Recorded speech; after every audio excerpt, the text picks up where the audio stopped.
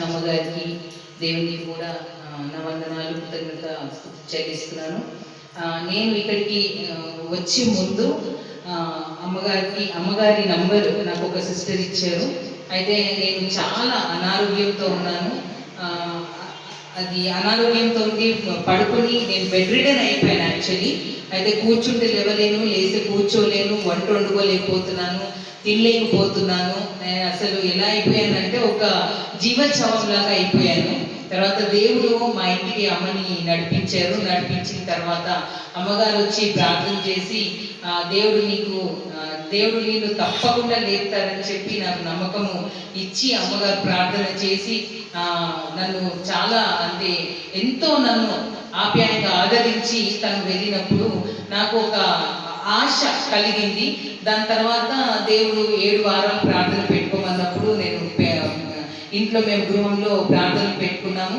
7 రోజులు కంటిన్యూగా ప్రార్థనలు చేయించుకోమన్నప్పుడు చేయించుకున్నాము. తర్వాత ఒక నెలకి దేవుడు నన్ను లేచి నిలబెట్టారు. అయితే అనేకమైన గొప్ప కార్యాలు కూడా దేవుడు చేశారు. ఎలాగంటే నేను నమ్మకాన్ని పూర్తిగా హోప్స్ అన్ని వదులుకున్నాను. ప్రభా ఎందుకు ఇలా జరిగింది అని చెప్పి నేను చాలా బాధపడుతూ ఉంటే అమ్మగారు ప్రార్థన చేస్తూ ఉంటే దేవుడు దర్శనాల ద్వారా కూడా దర్శించి మరి అనేకమైన గొప్ప కార్యాలు దేవుడు నా జీవితంలో చేశారు. ముఖ్యమైన సాక్ష్యము ఇంకొకటి ఏంటంటే నేను రైల్వేస్లో చేస్తాను.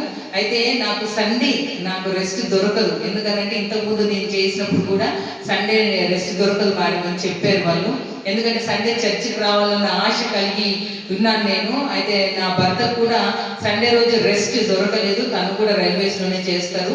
అయితే మేము అమ్మగారికి చెప్పినప్పుడు అమ్మగారు ఒకే ఒక ప్రార్థన, తప్పకుండా అవుతుంది, మీరు తప్పకుండా సన్నిధిలో ఉంటారు అని చెప్పి అమ్మగారు చెప్పినప్పుడు ఫస్ట్ నా హస్బెండ్కి మరి సండే రోజు రెస్ట్ దొరికింది. దాని తర్వాత మేము మళ్ళీ ఎవ్రీ సండే మిస్ అవ్వకుండా దేవుని సన్నిధికి మేము వస్తూ ఉన్నాం. మందిరానికి వచ్చి మేము ప్రార్థిస్తున్నాము. నా ఒంట్లో బాగాలేకున్నా కానీ అతి కష్టంగా వచ్చి కూర్చొని ఎంతో ప్రార్థనలో మేము ఉన్నప్పుడు అమ్మగారి ద్వారా దర్శనాలతో దేవుడు మాట్లాడుతూ ఉన్నారు. దాని తర్వాత మళ్ళీ నాకు కూడా రెస్ట్ రావాలి, మళ్ళీ నేను జాయిన్ అవ్వాలి. అయితే నేను ఇప్పటివరకు లీవ్లోనే ఉన్నాను.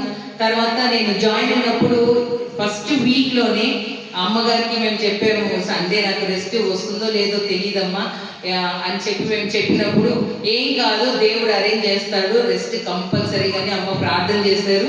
ఫస్ట్ సండే నాకు రెస్ట్ దొరికింది. దేవుని వందనాలు చెల్లిస్తున్నాను. మళ్ళీ దేవుని సన్నిధిలో నా భర్తను ఎలాగైతే వాడుకున్నారో ఎవ్రీ సండే ఎలాగైతే మేము వస్తున్నామో అలాగే ఈ సండే కూడా నేను రెస్ట్ తీసుకొని లీవ్ లేకుండా రెస్ట్ తీసుకొని వాళ్ళే అడ్మినిస్ట్రేషన్ నాకు రెస్ట్ ఇచ్చి నాకు సండే రోజు ఇచ్చినందుకు దేవుడికి నిజంగా నేను హృదయపూర్వకంగా వందనాలు చెల్లిస్తూ ఆయన సన్నిధికి నన్ను జ్ఞాపకం చేసుకొని నన్ను నా కుటుంబాన్ని సన్నిధికి నడిపించినందుకు దేవుడికి వందనాలు చెల్లిస్తూ ఈ సాక్ష్యాన్ని ముగిస్తున్నాను. Thank you.